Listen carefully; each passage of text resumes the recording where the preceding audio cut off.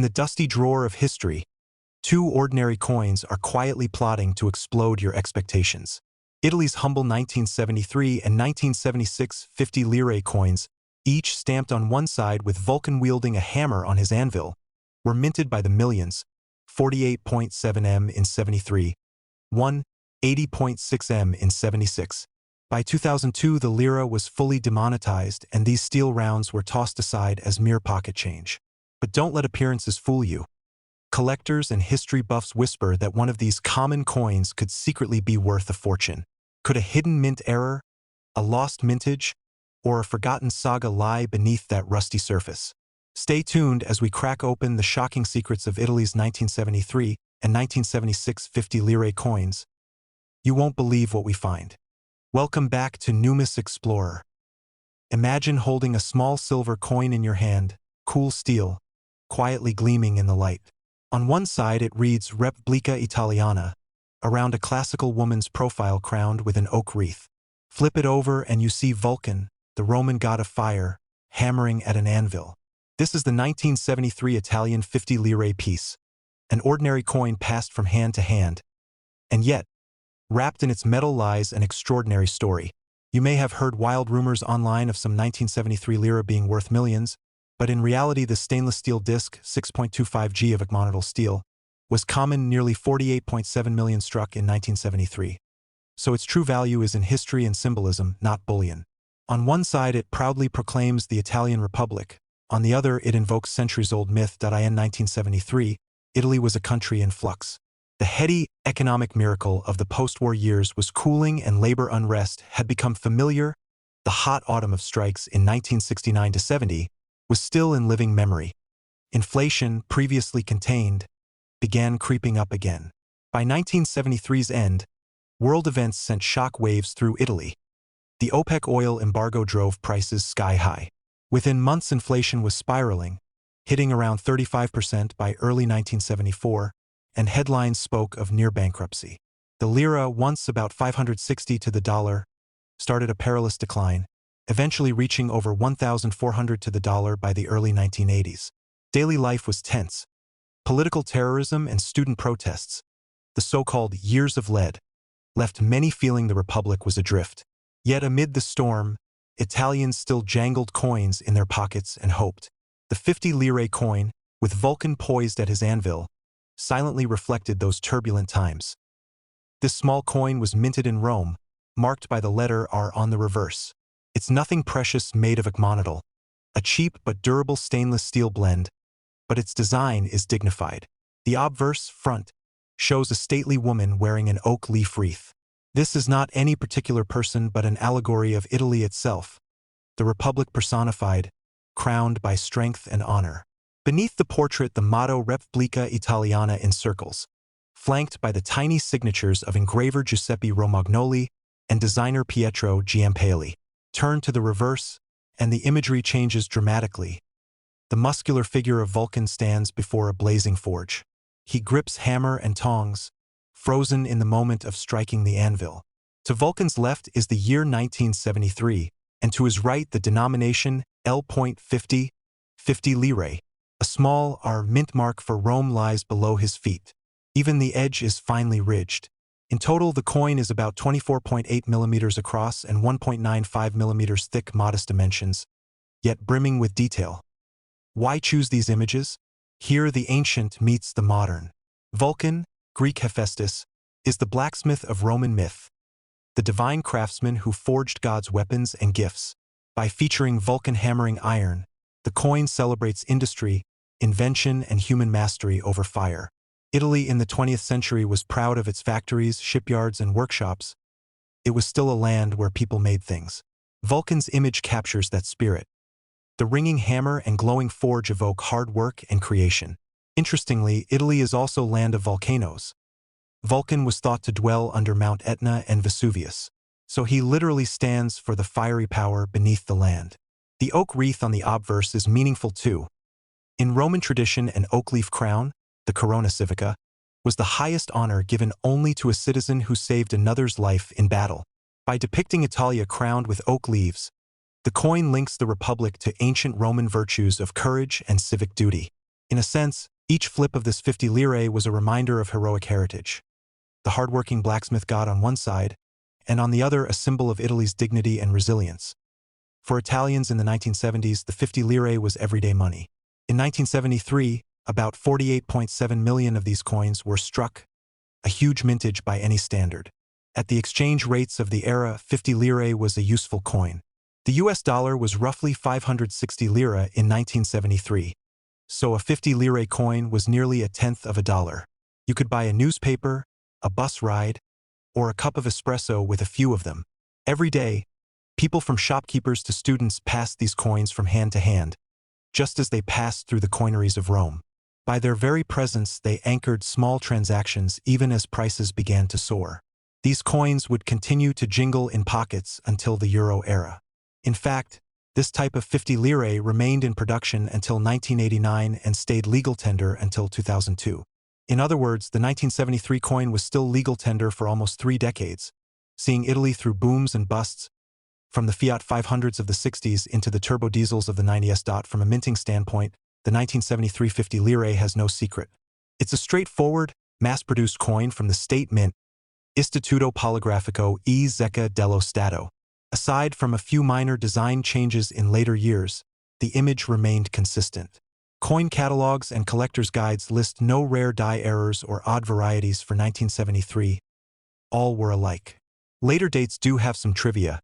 For example, 1975 and 1980 coins are noted for small differences in the font and numerals, but these don't affect 1973. What about oddities? The internet loves a legend that one of these coins is worth a fortune. But with almost 49 million minted, these coins are extremely common. Even a mint-condition 1973 50 lire is worth only a few dollars. UNC specimens trade around $1 to $2 on auction sites. In fact, NGC's records show a 1973 UNC piece around $1.20. The viral $2 million coin stories are pure hype, fiction far richer than any actual catalog value. No hidden flaw or double strike on a 1973 piece is known to have material value. Even the coin photos on collector forums usually turn out to be dirt, glue, or simple lighting tricks. The only rarity is that some survivors have lovely wear patterns, patina, or even the reddish-orange oxidation that iron coins sometimes get, a feature many collectors find charming. So what makes the 1973 50 lire interesting to collectors and storytellers? Not scarcity, but character. It's a time capsule of Italy's identity in the early 70s.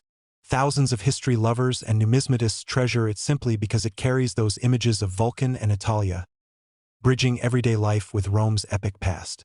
The art itself is attractive. Giampali's portrayal of Vulcan is dynamic and bold, and Romagnoli's bust is serene and noble. In hand, the weight and ring of the steel recalls a country building cars, appliances, and culture from rugged materials. For a history buff, every detail is a clue. The coin's inscription is in Latin script, Republica, reflecting continuity with tradition, while its durability, stainless steel, speaks to modern industrial ingenuity. Even the date 1973 carries drama. It sits on Vulcan's forge as if marking the year Italy struck back at crisis. Holding this coin today can be a surprisingly emotional experience. Imagine a child in 1973 dropping one into a glass jar for pocket money, or an engineer tucking it into his toolbox as he heads to work. Each piece knows the era. It saw the advent of color television, the Football World Cup in Munich, and the protests of 1977. Every scratch or ding suggests it survived some personal tale. Maybe it was fumbled at a cafe, dropped in a fountain, or passed among millions at market stalls. In its silence, it echoes the ring of Vulcan's hammer, the hum of factories, the clink of espresso cups. As Time magazine mused during those hard years, Italy was like a ship without a helmsman in a raging storm, yet somehow the country kept afloat. This coin is a token from that ship, battered by waves of inflation and change, but sailing on. In the end, the 1973 Italian 50 lire isn't valued for gold weight or rarity. It's valued for its story. Collectors today might pay just a couple dollars for one in choice condition, but the narrative it brings is priceless. It tells of a nation that looked to mythic craft and ancient honor in a modern age of upheaval. It reminds us how everyday objects can carry deep symbolism, A Vulcan forging fire becomes a metaphor for Italy forging industry and destiny. To hold this coin is to feel connected to that forging process, to the sparks flying off Vulcan's anvil. No wonder, then, that numismatists and history fans alike find it captivating. It's not about the face value of 50 lire. It's about encountering a piece of Italy's soul. In one small, steel-ringed vessel of memory, Italy's past, its hopes, its struggles, its spirit, is forever stamped in metal. In the late afternoon light of an Italian piazza, imagine dropping a small silver-gray coin into a fountain. It disappears with a soft clink, its reflection dancing in the water. That gentle jingle belongs to a 1976 Italian 50 lira piece, a modest metal disc at once familiar and mysterious. It evokes pride and nostalgia, a relic of a storied past. It's more than simple currency. It's the echo of Rome's ancient myths and Italy's post-war future, cast in stainless steel. When you pick it up, you feel the weight of history. Decades of rebirth, economic struggle, and Italian hopes all fused into that ring of metal. Perhaps it once belonged to a raucous trattoria owner or a shy schoolchild. Each scratch and shadow on its surface adds to its whispered tale. For years it might have waited silently in drawers and pockets before someone picked it up again. In its metal lies the memory of Italy, a young country forging its identity. Imagine the sun's rays glinting off its surface, revealing fine details. The proud bust of Italia on one side, the mythic Vulcan at his forge on the other. A casual observer might see just a coin, but for collectors it's a portal to memory, history, and artistry. For a moment, allow yourself to wonder. Whose thumb might have flipped this piece, whose fingers felt its cool edges? And in that wonder, you feel connected to Italy's living history, an intangible connection given shape by metal. It glows in your hand as a tangible piece of a bygone Italy, at once ordinary and extraordinary. And in that brief touch, every era of its existence comes alive. By 1976, Italy was steeped in dramatic change. The Republic had been born only 3 decades earlier, and everyday life pulsed with both optimism and turmoil. In the early 1970s, Italians endured hardships. The 1973 OPEC oil crisis sent prices soaring and interest rates sky-high. For example, the Bank of Italy's discount rate climbed to 15% by autumn 1976. Inflation ran rampant and political tensions simmered across Europe. Yet life continued in cafes and markets. People still traded coin for bread, gelato, and the morning newspaper. Family dinners, lively markets, university lectures, the ordinary rhythms of Italy still beat on. Amid all this, the 50 lire coin carried a bold affirmation, Repubblica Italiana, a phrase binding every citizen to the idea of the nation. It was an emblem in pocket form, quietly proclaiming identity even in troubled days. It was not flashy. It moved through hands silently as Italy hustled on. Yet it reminded everyone of their common heritage even as the world around them roiled. It echoes on the background of 1970s Italy, the chatter of Vespa scooters, the aroma of espressos, and the songs coming from a transistor radio. Imagine those coins trading hands at a crowded espresso bar, a market stall in Naples, or on the train to Milan. Each carries that tumultuous energy quietly stamped into metal. By the time this coin was minted, Italy was navigating inflation and political change, yet still connected by simple metal tokens. The design and composition of the 1976 50 lire were carefully chosen to be both practical and symbolic. It was struck at the Rome Mint, marked by an R on the coin, and made of agmonitol, an Italian stainless steel alloy, about 81.75% iron, 18.25% chromium. Agmonitol is very durable and gives the coin a bright silver metal look. This piece weighs 6.25 grams and is 24.8 millimeters across, light enough to carry by the dozen but heavy enough to jingle distinctly. On the obverse, a proud woman's head faces right, her hair woven with an oak leaf wreath. This is Italia personified, symbolizing the Republic's strength and virtue. That image of Vulcan hammering iron on an anvil is a powerful nod to industry, craftsmanship, and the rebirth of a nation forging its destiny. Together, these images tie Italy's modern republic to its ancient roots. Even the tiny engraver initials, Romagnoli and Giampaoli, are discreetly placed near the edges, a modest credit to the artists. This combination of form and material made the coin instantly recognizable, a shining symbol of Italy's identity, a bridge between tradition and the modern age. Culturally, this 50 lira stands for an era and a feeling. For many Italians, it is an object of memory. It could recall grandma's coin purse jingling with spare change, or a child receiving 50 lire as an allowance. An old trick was to pin a few on cardboard to make a little glockenspiel. Perhaps someone did that with this coin. The oak wreath around the lady's head, a nod to strength and endurance, and Vulcan the fire god represent resilience and industrious spirit. These symbols quietly spoke of the nation's heritage even as people used the coins in daily life. Each coin carried a piece of identity in your pocket. And for ordinary Italians, that simple coin might evoke a scene. A bustling market in Naples, a ferry crossing the Ligurian Sea, or a warm August afternoon in Tuscany. Maybe it reminds someone of buying gelato with a parent, or paying the tram conductor on the way home from work. This coin could be the link to hundreds of personal stories. It was common change, but it became woven into the fabric of life. Every time someone spent it or stashed it under a mattress, it quietly marked another small moment of Italian life. For veterans of that time, the clink of 50 lire coins still brings back old tunes of life. Protests in 1977, cooking Sunday lunch in 1980, saving for a dream vacation in 85. For younger Italians, finding one today is like discovering a family heirloom for a country. It stands for everyday Italy of the 1970s, familiar, warm, and real. In that way, even a simple coin becomes a little storybook of a past age. The minting history of the 50 lire reveals just how ubiquitous it was. In 1976 alone, the mint in Rome produced about 180.6 million of these coins. This massive mintage shows how common they were. Every Italian pocket bulged with dozens of them. Each coin was marked with an R, for Rome, on the reverse, a little herald of its origin. For context, this 50 lira design was minted continuously from 1954 through 1989, making it a stable feature of Italian pocket change for decades. In those years, Italy moved from post-war reconstruction through the economic miracle and into modern times.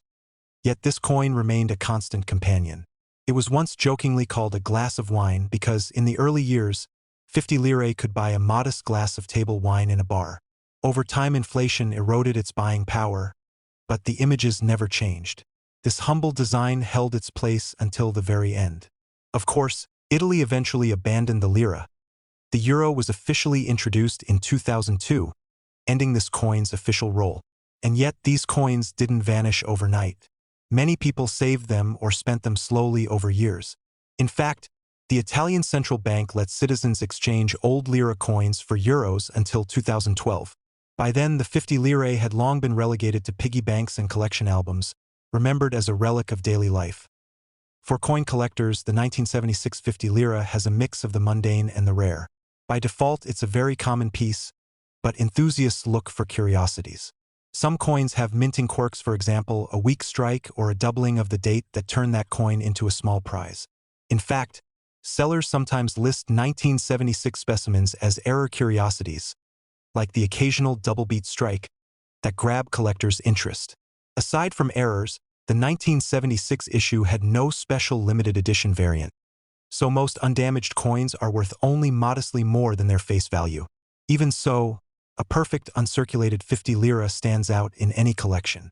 Collectors note its market value in catalogs, typically just pennies to a few dollars for nice examples.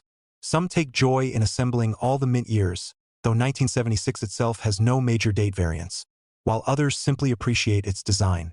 Many 50 lire coins have found second lives as charms or souvenirs. You'll see them strung into necklaces or keychains, symbolizing strength and heritage. And in any case, even a plain 1976 50 lira is a little treasure to hold, a tangible piece of an Italy that lives on in memory and metal.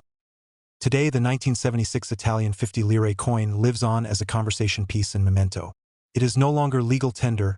Italy adopted the euro in 2002, and the old lira coins ceased being used. At the official conversion rate, 50 lire was worth only about 0.026 euros, just a few euro cents. In practical terms, you can still buy many of these coins for pocket change, roughly 10 to 40 cents depending on condition. But collectors say its true value is sentimental. Many Italians hold onto jars of old 50 lire coins. They make whimsical gifts or decorations. Seen today on a cafe table in Venice or a market stall in Palermo, it looks like a relic but kindles nostalgia. This coin is a little time machine. It can conjure images of a favorite song playing on Sanremo radio or the roar of a Fiat engine on a country road.